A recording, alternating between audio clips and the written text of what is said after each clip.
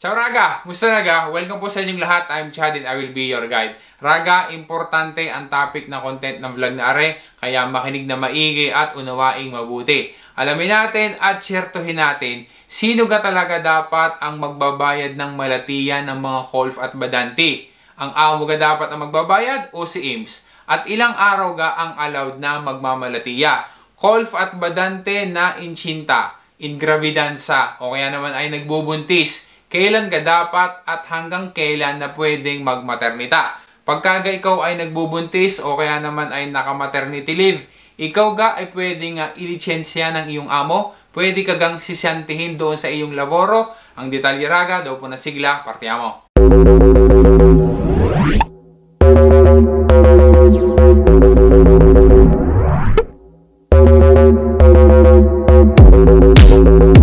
Kung first time mo na makabisita sa aking Facebook page, welcome sa iyo. Salamat sa pagbisita mo. Kung ikaw naman ay dati ng Solid Raga, salamat sa patuloy mong pagsuporta. Ikaw gay mag-aayos ng dokumento, gusto mo mag-apply ng bonus, kailangan mo ng information na maaaring makatulong sa iyo, ay siya. Tamang-tama sa iyo ang Facebook page na are. Para na sa gayon ay makapag-adapt ka at makapag-integrate ng mas maayos din sa Italia. Ano lamang yung dapat na gagawin? Ay di i-follow mo na ako din sa aking Facebook page na are at saka pwede mo na rin ako diyang i-subscribe. Maraming salamat sa iyo, Raga. Are ang malimit na tanong ng mga Kolf at Badante. Pagka ikaw ay nagbubuntis, kailan ka dapat na magmaternita? Meron kasing tatlong tipo ng maternita. Linawin natin ha. Meron kasing tinatawag na maternita anticipata. Meron din naman na tinatawag na maternita obligatoria. At yung patatlo, yung tinatawag naman na maternita facultativa. Ang mga pregnant female workers na riskyoso yung kanilang pagbubuntis o kaya naman ay yung kanilang working condition ay maaari magdulot ng panganib sa kanyang kalusugan, maging doon sa kanyang baby, pwede muna na siya ay mag-stop sa laboro at siya ay mag-file noong tinatawag na maternita anticipata. Siyempre, dapat ay certified ng isang competent doktor na yung iyong pagbubuntis ay riskyoso at maaari na magkaroon ng komplikasyon.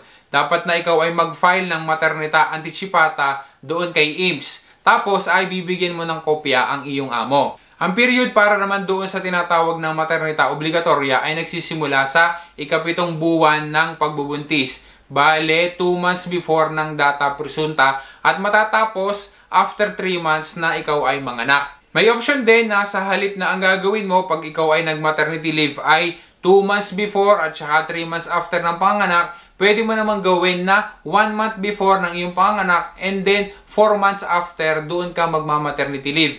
Pero dapat yan ay certified pa din at guaranteed ng isang doktor. Gaya din ng kanina, sa IMS ka din magpa-file ng maternita obligatoria at bibigyan mo pa rin ang iyong amo ng kopya. Ang tinatawag naman na maternita facultativa, yan ay yung nire-request para na sa ganun ay ma-extend yung iyong maternita obligatoria. Kaso laang ang mga Kolf at Badante hindi pwede. Walang dirito na mag-file ng maternita facultativa. Ang primary requirement para ikaw ay makatanggap ng pagamento para doon sa maternita, kailangan na mayroon kang maturato na 52 weeks na contributions. Pwede rin na isama yung contributi mo kahit na yan ay galing doon sa ibang sektor. Upure, 26 weekly contributions naman in the last 12 months. Bakit ka kailangan na kay IMS ka magpa-file ng iyong maternity? Kasi si IMS ang magbabayad ng iyong maternita. During the period na ikaw ay nakamaternita, kahit na si IMS ang nagbabayad noon sa iyo, nagmamatura pa din ng iyong ferie, yung TFR mo at saka yung 3/10. Kaso nga laang ay 20% laang yan. Kaso nga laang during that period, dahil sa ang amo mo ay hindi ka naman binabayaran, hindi ka naman pinapasweldo, dahil nga ng si IMS ang nagbabayad sa iyo, yung iyong contributi previdensyali or yung bulletini IMS mo, hindi yan kailangang bayaran ng iyong amo habang ikaw ay hindi pa nagtatrabaho. Ang logic kasi diyan, durante na ikaw ay nakamaternita, syempre yung iyong amo ay kukuha ng sub sa iyo. At syempre yung nag-sub sa iyo, papasweldohin niya yan. So yun ang babayaran niya ng kanyang bulletini IMS. Kaya maigi, napasok dito yung senaryo na maigi kapag ka ikaw ay mayroong kasa Kolf. Pabor sa amo pagka may kasa Kolf dahil pwede siyang mag-file ng reimburso na 300 euros kapag nag-asunto siya ng ibang worker dahil nga nang nakamaternita yung isa, yung dating nagtatrabaho sa kanya. Sa part naman ng worker na nakamaternity, pwede naman mag-file ng bonus 500 euros para doon sa baby na ipinanganak. At meron din na reimburso na up to 2,000 euros para sa spese sanitarie in stato di gravidanza. Are ang vlog raga about diyan ay suggest na panoorin mo para maging mas malinaw pa. Next naman na tanong na kailangan nating sagutin, kapag kaga ikaw ay nagbubuntis, ikaw ay naka-maternity leave, ikaw ga ay pwedeng sisantihin, pwede ka gang tanggalin sa iyong laboro? Ang sagot raga ay hindi pwede. Aray ang basihan natin, CCNL ng lavoro domestico. Dini sa Artikulo 25, tutela delle lavoratrici madri, diyan sa Comma 3, mula sa pagsisimula ng pagbubuntis, kung nangyari yan during ng employment, hanggang sa matapos ang maternity leave, hindi maaaring tanggalin o ilisensya ang female worker except doon sa tinatawag na justa causa. Binanggit din na ang resignation ay walang bisa kung hindi yan written resignation or if not intervene in the offices referred to paragraph 4 ng Civil Code. Pero yung mga unjustified absences within 5 days, pwede namang maging ground for dismissal sa laboro kung walang tinatawag na forza majeure. Ang forza majeure ay ang mga bagay or pangyayari na hindi mo kontrolado at dahil doon ay kaya ka naging absent sa laboro. Kapag ka naman nag-resign at sinunod ang tamang proseso, hindi naman required na magbigay pa ng pre-aviso ang female worker doon sa kanyang amo.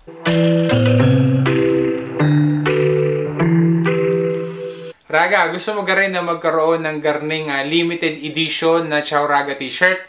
Bibigyan ko kasi yung mga deserving na mga ragas. So, garne ang ating gagawin dahil lang gusto kong pasalamatan yung mga raga na nagbibigay sa akin ng super thanks. Mula October 9 hanggang October 31, doon sa bawat video na aking maia-upload, kung sino yung mayroong pinakamalaking total na naibigay sa akin na super thanks ay bibigyan din natin ng Ciao Raga na t-shirt. Ibig sabihin ay pwede na kahit ilang beses ka magbigay sa akin ng super thanks, tapos ay ito-total natin yan. Mula October 9 hanggang October 31, itatali natin yan at kukuhanin natin yung total. Tapos ay yung top 3 na raga na mayroong ibinigay sa akin na super thanks ay bibigyan natin, riregaluhan din natin ng Ciao Raga na t-shirt bilang pasasalamat ko sa iyo, raga. Kahit na ikaw ay malayo din sa Milano ay bibigyan pa rin kita dahil ipapadala ko sa iyo ang iyong Ciao Raga t-shirt. O ano, raga, G ka na?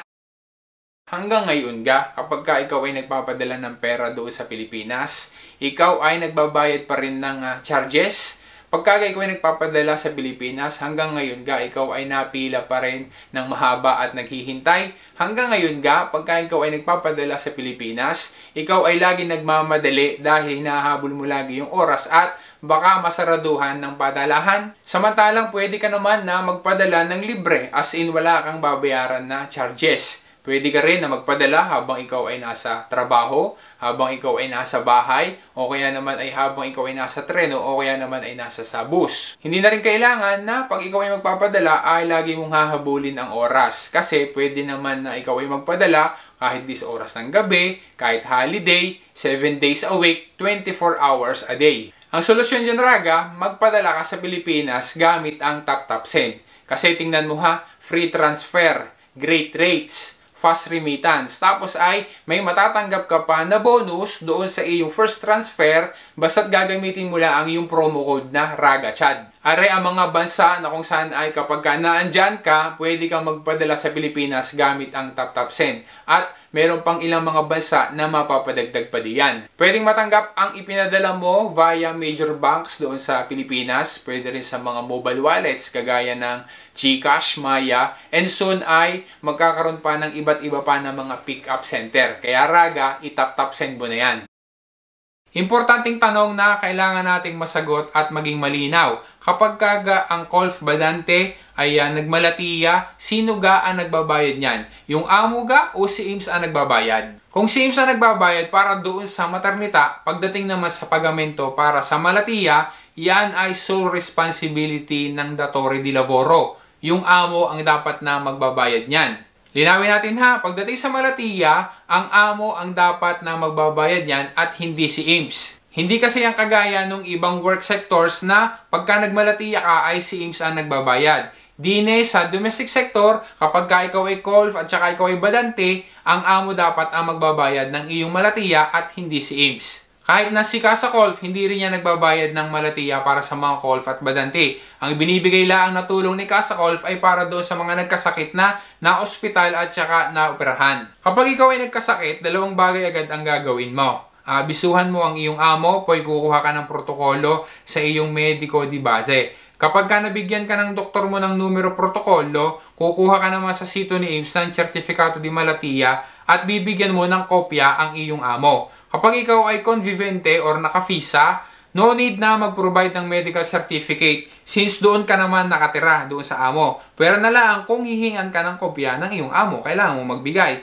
Para sa nakapisa pa rin, obligasyon mo naman na mag-provide ng medical certificate kapag ka nagkasakit ka na ikaw ay nakaferye. Habang nakaferye ka o kaya naman ay habang ikaw ay day off o doon sa pagkakataon na wala ka doon sa bahay ng iyong amo. Ilang araw ganang malatiya ang allowed sa parehas na code viventi man o hindi. Depende yan kung gaano ka nang katagal sa laboro mo. Letter A, ang sabi, kapag ka up to 6 months ka sa laboro at nakalampas ka na doon sa periodo di prova, 10 calendar days ang allowed. Letter B, kapag lampas ka naman ng 6 months hanggang 2 years ka na doon sa laboro, 45 calendar days ang pwede. Letter C, kapag ka naman lampas na ng 2 taon at pataas, 180 calendar days ang allowed.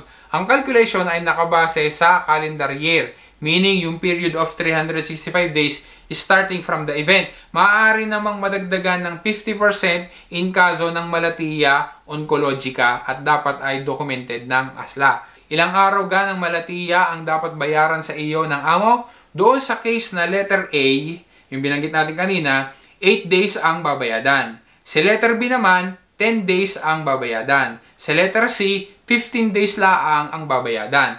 Magkano naman dapat ang bayad sa mga araw na nakamalatiya ka?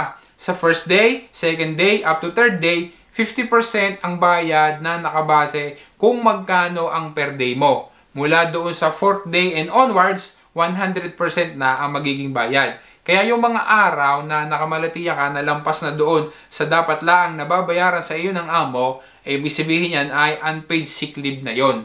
Ulitin lang natin, ang amo ang dapat magbayad ng malatiya ng mga colf at badante. Para naman sa mga naka-visa ulit, entitled pa rin para sa Vito e Alogio kung durante na nakamalatiya ka ay nasa bahay ka pa din ng amo at hindi sa ospital nagstay. Panghuli, kapag ka nagkasakit ka durante ng periodo di prova or pre-aviso, hindi yan aplikable. Isa pang importanteng tanong na kailangan din natin sagutin at linawin, kapag kaga ang isang colf at badante ay nakamalatiya durante ng kanyang malatiya, pwede ga siya na tanggalin ilisensya ng kanyang amo? Ang sagot raga ay hindi yan pwedeng gawin. Kaso laang diga mayroong number of days allowed na ikaw ay magmamalatiya. Just in case na nakalampas na doon yung peryodo ng iyong malatiya, lumampas na doon sa mga araw na pwede kang magmalatiya, nasa sa amo na yan kung ikaw ga ay tatanggalin niya sa laboro o hindi. Kasi after na makalampas na doon sa mga days allowed na ikaw ay pwedeng magmalatiya, yan ay pwede nang gawin ng iyong amo. Pwede ka na niyang tanggalin sa laboro kung gusto niyang ikaw ay tanggalin na. Secured ka laang doon sa time frame na ikaw ay nasa malatiya pa. Pero once na lumampas ka na doon, sa peryodo na yan, nasa sa amo na kung ikaw ga itatanggalin o hindi. Kasi pwede na niya yung gawin. Sa karning senaryo ay dapat pa rin ibigay sa iyo ng buo yung para doon sa TFR, para doon sa ferie at saka doon sa 13ª. Kaya rin importante na laging tatandaan pagka magkakasakit at magmamalatiya, laging hihingi ng protokolo doon sa iyong doktor at ikaw ay magpo-provide lagi ng sertifikato di malatiya. O raga, umaasa ako na naging malinaw sa iyo at nakapagbigay ng information sa iyo ang content ng vlog na are. Salamat sa panonood mo at salamat sa suporta mo. Baka sakali na hindi ka pa nakapag-subscribe sa aking channel, sana ay mag-subscribe ka na. Hit mo na rin yung bell, piliin mo yung all para na sa gayon, wala kang mamimiss sa mga videos. Huwag mo rin kalimutan na mag-thumbs up at ma-share mo rin sa iba sa ating mga kababayan ng aking mga vlogs. Dini rin sa aking Facebook page. Sana ay ma-follow mo ko diyan. Pwede mo rin akong i-subscribe. At kung gusto mo kong tulungan, pwede mo akong padalhan ng stars. At huwag mo rin kalimutan na pusuan ng aking mga vlogs. Once again, this is Chad and always remember, Chad will guide. Grazie raga, alla prossima!